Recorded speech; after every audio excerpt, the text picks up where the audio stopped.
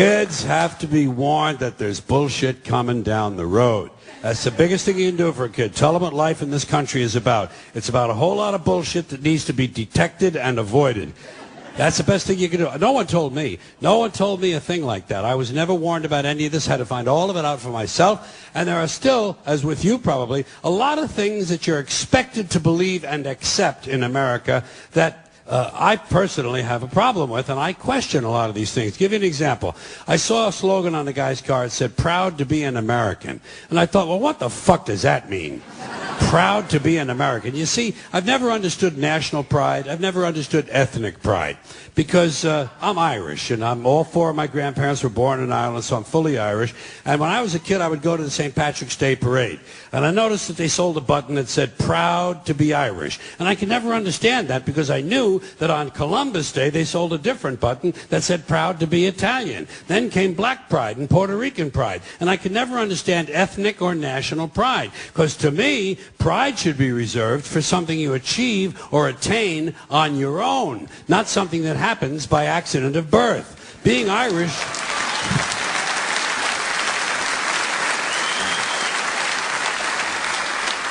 Being Irish isn't a skill. It's a fucking genetic accident. You wouldn't say, "I'm proud to be 5'11". I'm proud to have a predisposition for colon cancer. So why the fuck would you be proud to be Irish or proud to be Italian or American or anything? If you're happy with it, that's fine. Do that. Put that on your car. Happy to be an American. Be happy. Don't be proud. Too much pride as it is. Pride goeth before a fall. Never forget Proverbs, okay? Now, here's another slogan. Here's another slogan you run into all the time. God bless America. Once again, respectfully, I say to myself, what the fuck does that mean? God bless America? Is that a request? Is that a demand? Is that a suggestion? Politicians say it at the end of every speech, as if it were some sort of verbal tic that they can't get rid of.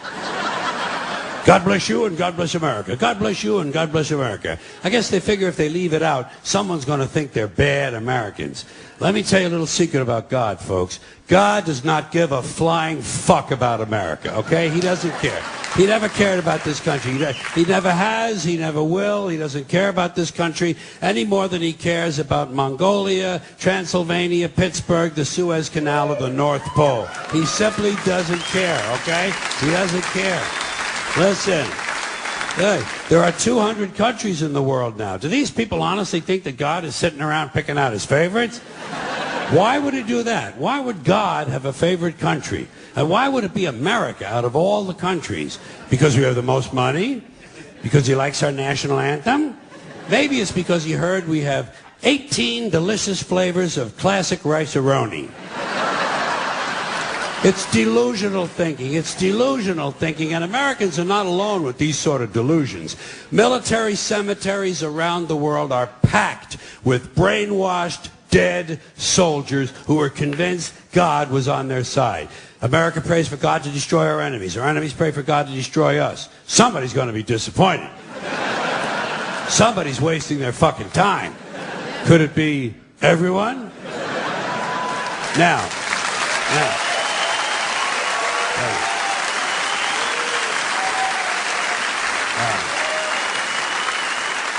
If people want to say God bless America, that's their business. I don't care. But here's what I don't understand. If they say God bless America, presumably they believe in God. And if they do, they must have heard God loved everyone. That's what he said. He loved everyone and he loved them equally. So why would these people ask God to do something that went against his own teachings? You know what these God bless America people ought to do? They ought to check with that Jesus fellow they're so crazy about. They're always talking about what would Jesus do? What would Jesus do? They don't want to know so they can do it. They just want to know so they can tell other people to do it. Well, I'll tell you what Jesus would have done.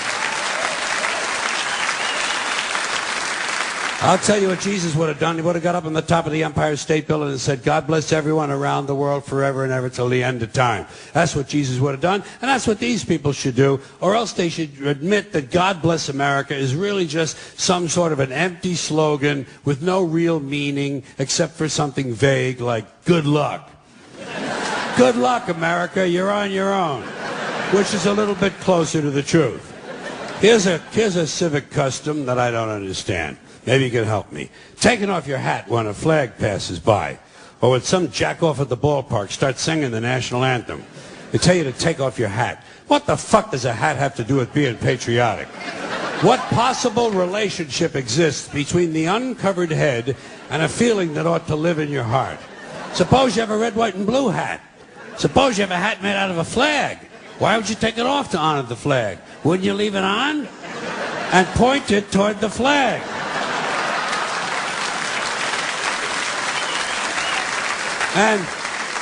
And what's so bad about hats that you have to take them off? Why not take off your pants? Or your shoes. They tell you at the airport, they say, take off your shoes. They tell you it's a national security, so taking off your shoes could be patriotic too. I started to question all this stupid hat shit when I was a kid. When I was a kid, I was a Catholic, at least until I reached the age of reason, okay? So, I was a Catholic for about 2.5 years, something like that. And during that time, one of the things they told us was that if a boy or a man went into a church, he had to remove his hat in order to honor the presence of God. But they had already told me that God was everywhere. So I used to wonder, well, if God is everywhere, why would you even own a hat? Why not show your respect? Don't even buy a fucking hat. And just to confuse things further, they told the women exactly the opposite. Catholic women and girls had to cover their heads when they went into church. Same as in certain temples, Jewish men have to cover their heads in those temples. In those same temples, Jewish women not allowed to cover their heads. So try to figure this shit out. Catholic men and Jewish women, no hats. Catholic women and Jewish men, hats. Somebody's got the whole thing totally fucking backwards, don't you think? And what is this religious fascination with headgear? Every religion's got a different fucking hat. Did you ever notice that? The Hindus have a turban, the Sikhs have a tall white turban, Jews have a yarmulke, the Muslims have the keffiyeh, the bishop has a pointy hat on one day and a round hat on another day, cardinal has a red hat, pope has a... Everybody's got a fucking hat. One group takes them off, the other group puts them on. Personally, I would never want to be a member of any group where you either have to wear a hat or you can't wear a hat. I think...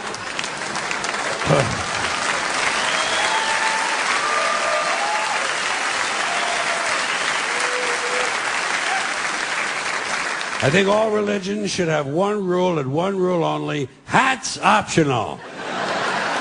That's all you need to run a really good religion. Here's another one of these civic customs: swearing on the Bible. You understand that shit? They tell you to raise your right hand, place your left hand on the Bible. Does this stuff really matter? Which hand? Does God really give a fuck about details like this? Suppose you put your right hand in the Bible, you raise your left hand. Would that count? Or would God say, sorry, wrong hand, try again? And why does one hand have to be raised? What is the magic in this gesture?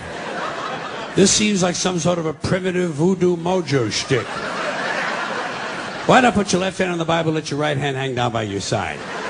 It's more natural. Or put it in your pocket. Remember what your mother used to say? Don't put your hands in your pockets. Does she know something we don't know? Is this hand shit really important? Well, let's get back to the Bible, America's favorite national theatrical prop. Suppose the Bible they hand you to swear on is upside down, or backward, or both, and you swear to tell the truth on an upside down, backward Bible. Would that count? Suppose the Bible they hand you is an old Bible and half the pages are missing. Suppose all they have is a Chinese Bible in an American court, or a Braille Bible and you're not blind. Suppose they hand you an upside down, backward Chinese Braille Bible with half the pages missing.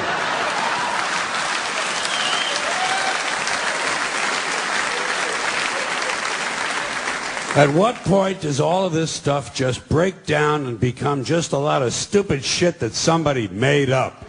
They fucking made it up, folks. It's make-believe. It's make-believe. Now, all right. Okay.